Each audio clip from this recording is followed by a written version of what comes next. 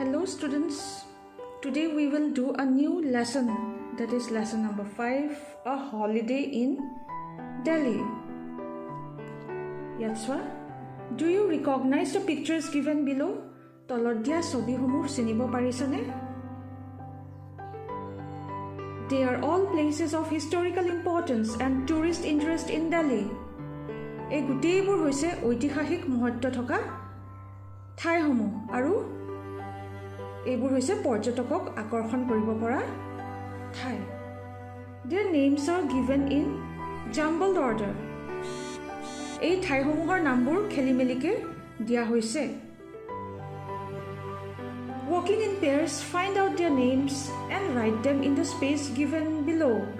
তোমালোকে সকলোৱে মিলি এই ঠাইসমূহৰ নাম বিচাৰি উলিয়াবা আৰু খেলিমেলিকে থকা আখৰবোৰ উচিত ক্ৰমত বা সঠিক ঠাইত লিখিবা. প্ৰথম ছবিখন মন কৰা, আখৰবোৰ খেলিমেলিকে দিয়া হৈছে. এইটো হ'ব পাৰ্লিমেণ্ট হাউচ. নেক্সট ৰাষ্ট্ৰপতি ভৱন. এইটো হ'ব ইণ্ডিয়া গেট. এইখন হৈছে ৰেড ফৰ্ট.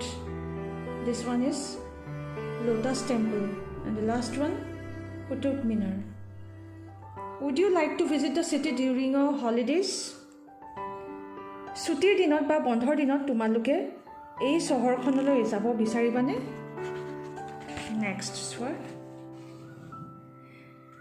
ছবিখন মন কৰা. এয়া হৈছে ঋষভ আৰু ঋষিকা, তেওঁলোকৰ পিতৃ মাতৃৰ সৈতে দিল্লী যাত্ৰা. Let us now read about a trip to Delhi by two young children, Rishabh and Rishika. ইয়াত আমি এটি যাত্ৰাৰ কাহিনী পঢ়িম. পিতৃ মাতৃৰ লগত দুই শিশুৰ দিল্লী যাত্ৰা. এই দুইজনৰ দিল্লী যাত্ৰাৰ বিষয়ে পঢ়িবলৈ পাম. এজনৰ নাম হৈছে ঋষভ আৰু আনজনীৰ নাম হৈছে ঋষিকা. ইয়াত চোৱা, It was a lovely October morning. এটা অক্টোবৰ মাহৰ সুন্দৰ ৰাতিপুৱা আছিল. Delhi is so beautiful. Delhi ঠাইখন ইমান ধুনীয়া, thought Rishabh as he looked out of the window of the speeding bus. ঋষভে ভাবিছিল যেতিয়া জোৰেৰে গৈ থকা বাছখনৰ খিৰিকীয়েদি চাই আছিল.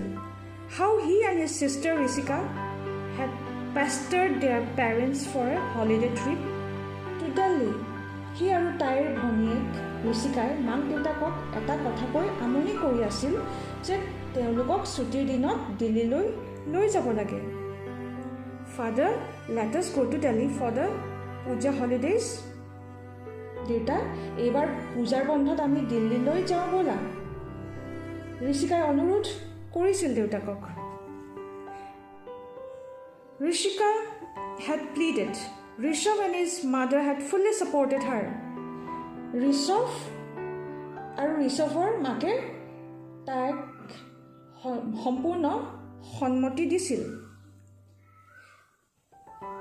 Don't say no, she had begged her father. এইবাৰ নাযাওঁ বুলি নক'ব আপুনি. Don't say no, she had begged her father. দেউতাকক অনুৰোধ কৰিছিল. Rishabh fondly recalled that father had been rather reluctant that day. সেইদিনা দেউতাকে অলপ অনিচ্ছুক আছিল আৰু ঋষভে মন কৰিছিল যে দেউতাকে সিমান কথাটো গুৰুত্ব দিয়া নাছিল. What about your exams in November? November মাহত যে এটা পৰীক্ষা আছে, সেইটো কি হ'ব বুলি দেউতাকে দুয়োকে প্ৰশ্ন কৰিছিল. He asked, but they had noticed a smile on his lips. আৰু দুয়ো নিজৰ দেউতাকৰ ওঠত এটা হাঁহি বিৰিঙি উঠা দেখিছিল. Don't worry father, Rishika will do well. ঋষিকাই ভালেই কৰিব এইবাৰ পৰীক্ষা. দেউতা চিন্তা নকৰিব. Rishabh recalled saying, and so will I. আৰু ময়ো পৰীক্ষা ভালেই কৰিম. Their mother too was on their side and ultimately father had agreed. তেওঁলোকৰ মাকে আগতেই সন্মতি দিছিল, তেওঁলোকৰ পক্ষতে আছিল আৰু শেষত দেউতাকেও মান্তি হৈছিল. Well, okay, we will go by air, father. এইবাৰ আমি প্লেনেৰে যাম. Rishika had pleaded. ঋষিকাই অনুৰোধ কৰিছিল. Say yes again. আকৌ হয় বুলি কওক দেউতা অনুৰোধ কৰিছিল ঋষিকাই say yes again okay said father with a mischievous smile আৰু এটা হাঁহিৰে এটা মিচিকীয়া হাঁহিৰে দেউতাকে অ'কে বুলি কৈছিল বা হ'ব বুলি কৈছিল ইয়াত চোৱা tickets were arranged 2 rooms were booked in a good hotel and the trip chalked out in no time প্লেনৰ টিকটৰ ব্যৱস্থা কৰা হ'ল দুটা ভাল কোঠালি বুক কৰা হ'ল বা আৰক্ষিত কৰা হ'ল এখন ভাল হোটেলত আৰু অলপ সময়ৰ ভিতৰত যাত্ৰাৰ প্ৰবন্ধ কৰা হ'ল 3 days later they were in Maple Inn a lovely hotel in South Delhi 3 দিনৰ ভিতৰত তেওঁলোকে Maple Inn নামৰ হোটেলখনত উপস্থিত হ'ল Maple Inn এইখন হৈছে হোটেলখনৰ নাম বিৰাট ধুনীয়া হোটেল এখন আটক ধুনীয়া hotel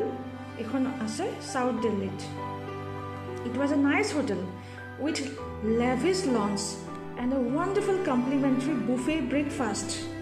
It was a nice hotel.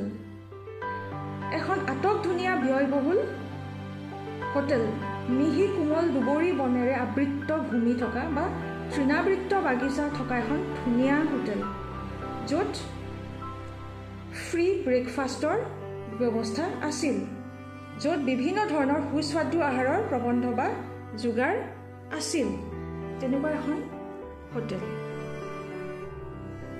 Okay আজিলৈ ইমানেই তোমালোকে আজিৰ পাঠটো আজি যিখিনি আমি পঢ়িলোঁ তাত থকা টান টান শব্দবোৰৰ অৰ্থবোৰ লিখি ৰাখিবা ডিক্সনেৰীৰ সহায়ত okay that's all for today bye hello students let's continue this chapter a holiday in Delhi that's why everything about Delhi amazed Rishabh and especially Rishika Delhiৰ সকলোবোৰ বস্তুৱে ঋষভক আৰু প্ৰধানকৈ ঋষিকাক আকৰ্ষিত কৰিছিল There was so much to see. তাত যে কিমান চাবলগীয়া বস্তু আছিল The huge structure of the Red Fort amazed them. Red Fortটোৰ বৃহৎ আকৃতিটোৱে দুইজনকে আকৰ্ষিত কৰিছিল Rishika recognized the India Gate and shouted to her father excitedly, Father, look!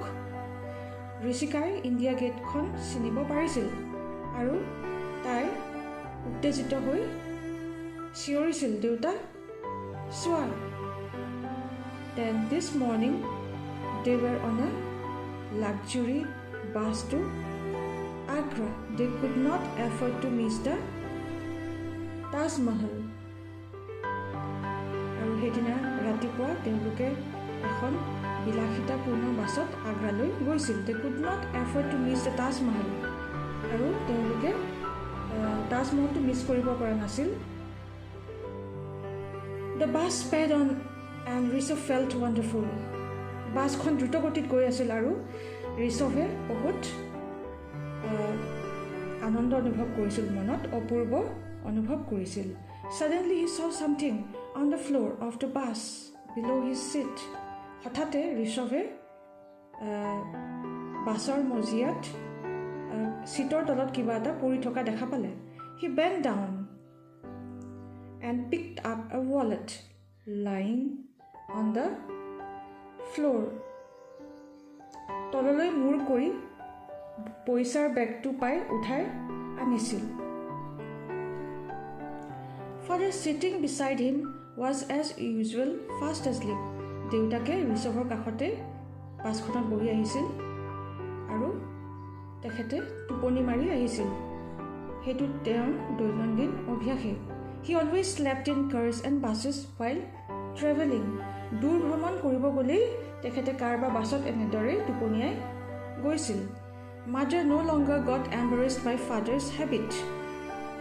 দেউতাকৰ এই অভ্যাসটো মাকে গম পাইছিল আৰু সেইটো বিষয়ে তেওঁ চিন্তিত নহৈছিল বা ব্যাকুল নহৈছিল Rishabh woke him up and showed him the wallet. দেউতাকক জগাই ঋষভে walletটো দেখুৱালে Father, this wallet was lying under my seat. দেউতা এই মানি বেগটো মোৰ সিটৰ তলত পৰি আছিল I see.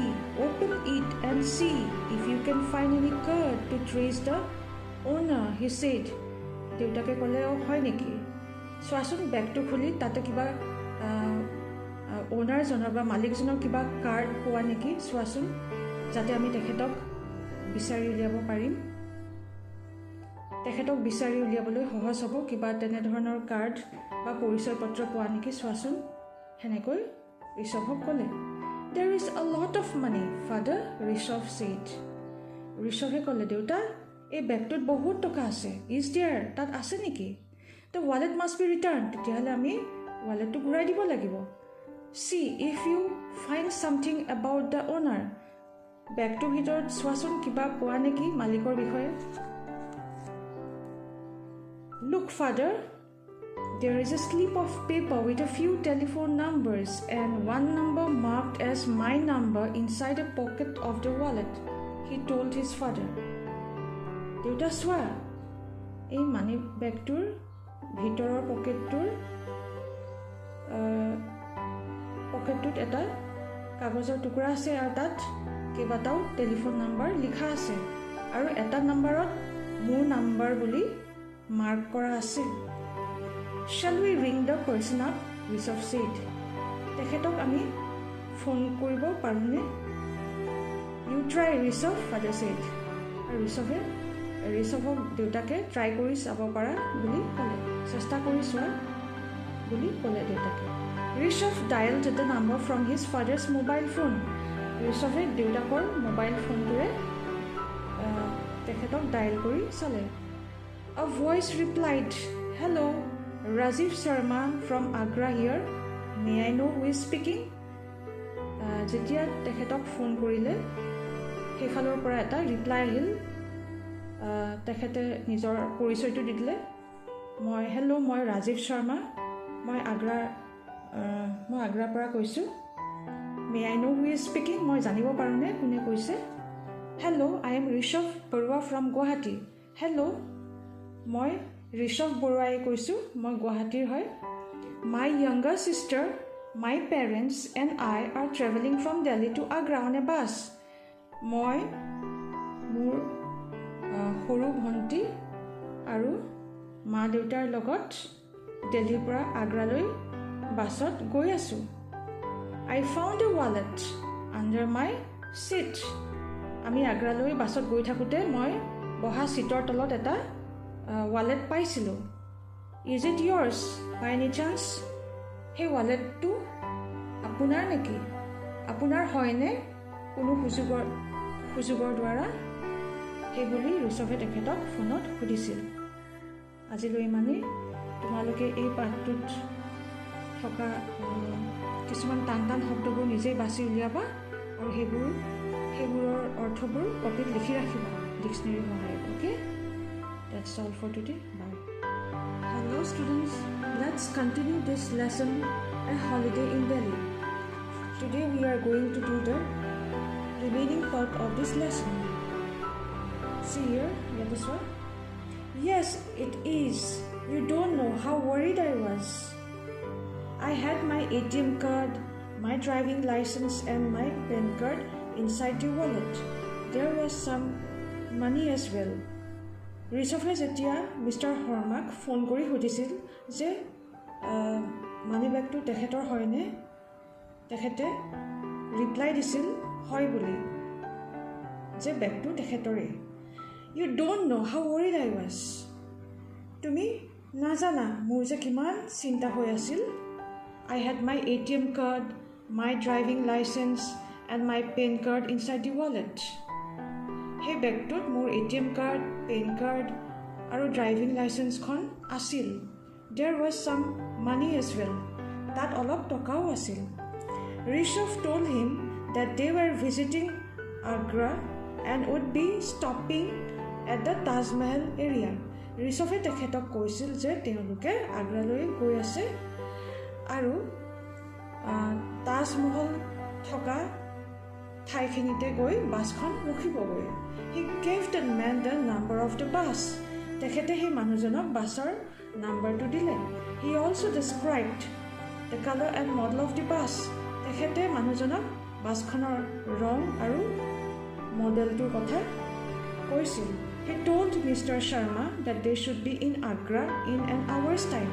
তেখেতে ঋষভে মিষ্টাৰ শৰ্মাক কৈছিল যে তেওঁলোকে এঘণ্টাৰ ভিতৰত আগ্ৰা পাবগৈ. If he could come up to the tourist bus stop near the Taj Mahal, Rishabh would hand over the wallet to him. ঋষভে কৈছিল যে তেখেতে যদি তাজমহলৰ কাষত থকা বাছ ষ্টপলৈ আহে তেখেতৰ হাততে ৱালেটটো দিব পাৰিব. Meanwhile, they would keep contact over the mobile phone. অন্তৰ্বৰ্তী কালত তেওঁলোকে মোবাইল ফোনত যোগাযোগ ৰাখিব বুলি কৈছিল. Rajiv Sharma was waiting with his mobile phone fixed to his ear at the bus stop. Rajiv শৰ্মাই তেখেতে মোবাইল ফোনটো কাণতে থৈ বাছ ষ্টপত ৰখি আছিল. When he saw the bus, he stood by the door. তেখেতে যেতিয়া বাছখন দেখিছিল দৰজাৰ ওচৰত থিয় দিছিল. He introduced himself as a young businessman in the city. তেখেতে নিজকে চহৰখনৰ এজন তৰুণ ব্যৱসায়ী বুলি পৰিচয় দিছিল. He was very happy to get the wallet back. তেখেতে মানি বেগটো ঘূৰাই পাই বৰ সুখী হৈছিল. I don't know how to thank you. মই নাজানো তোমাক যে কেনেকৈ ধন্যবাদ দিম, he said, offering Rishabh 1,000 rupees from the wallet. তেখেতে ঋষভৰ হাতত 1,000 টকা এটা অৰ্পণ কৰিছিল. Rishabh refused to take the money. ঋষভে সেই টকা অস্বীকাৰ কৰিছিল and said he was happy that Mr. Sharma had got back his lost wallet. আৰু ঋষভে কৈছিল যে তেখেতে যে নিজৰ হেৰাই যোৱা ৱালেটটো ঘূৰাই পালে সেইটো লৈ তেখেত বৰ সুখী. Rajiv Sharma thanked them once again and promised to keep in touch. Rajiv শৰ্মাই পুনৰবাৰ তেওঁলোকক ধন্যবাদ জনালে আৰু কথা দিলে যে তেওঁলোকে সদায় ফোনত যোগাযোগ ৰাখিব. আজিলৈ ইমানে.